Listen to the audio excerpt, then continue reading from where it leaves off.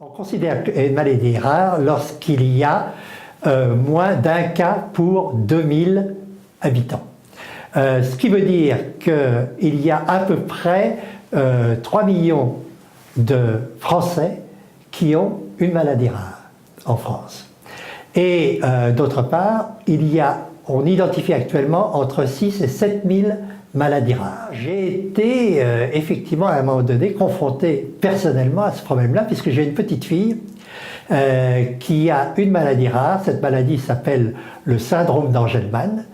Et c'est une maladie pour laquelle les symptômes sont très lourds, puisqu'elle ne pourra pas parler. Elle fait de l'épilepsie sévère, donc elle ne peut pas communiquer, elle a beaucoup de mal, beaucoup de difficultés pour marcher, et effectivement, elle dort très peu.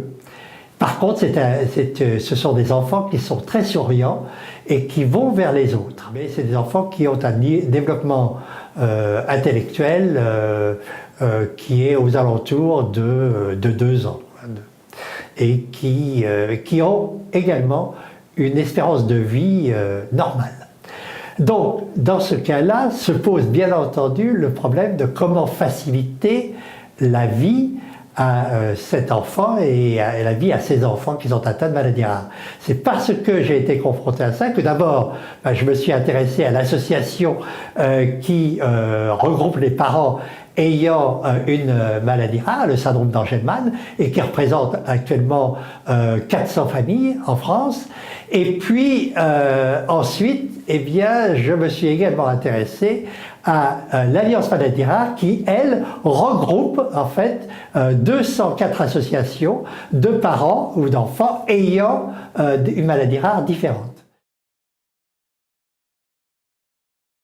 Autour de l'Alliance, il y a d'abord un organisme qui identifie les maladies rares et qui donne les définitions et les symptômes, c'est Orphanet, qui répertorie en fait toutes les maladies rares. Ça, c'est la première chose. Il y a un deuxième organisme qui s'appelle Maladies Rares Info Service, qui est là, comme son nom l'indique, pour renseigner les familles, pour renseigner les professionnels sur les maladies rares et comment finalement traiter, non pas traiter, mais prendre en charge les patients ayant une maladie rare. Et puis il y a un troisième organisme qui s'appelle Eurordis et qui lui fait la synthèse avec et les relations avec les autres organismes européens s'intéressant aux maladies rares. Avoir un programme qui à la fois forme les aidants est un projet important. Dans le cadre du 3e plan national maladies rares que l'on espère dont on espère voir le jour après la fin du 2e plan national maladies rares, le problème des aidants sera mis tout à fait à l'ordre du jour. En effet, nous sommes confrontés, les familles sont confrontées au problème du burn-out et elles ont besoin à la fois de lieux de repos, de répit. Elles ont besoin d'être aidées, elles ont besoin d'être reconnues, une reconnaissance à la fois sociale et une reconnaissance économique. Si je prends l'exemple du syndrome d'Angelman, quand vous avez un enfant qui ne dort pas la nuit et que si vous le laissez seul, il va pleurer. S'il pleure, il va avoir sa température qui va augmenter. Si sa température augmente, il va faire une crise d'épilepsie et donc détruire le peu de neurones qu'il a.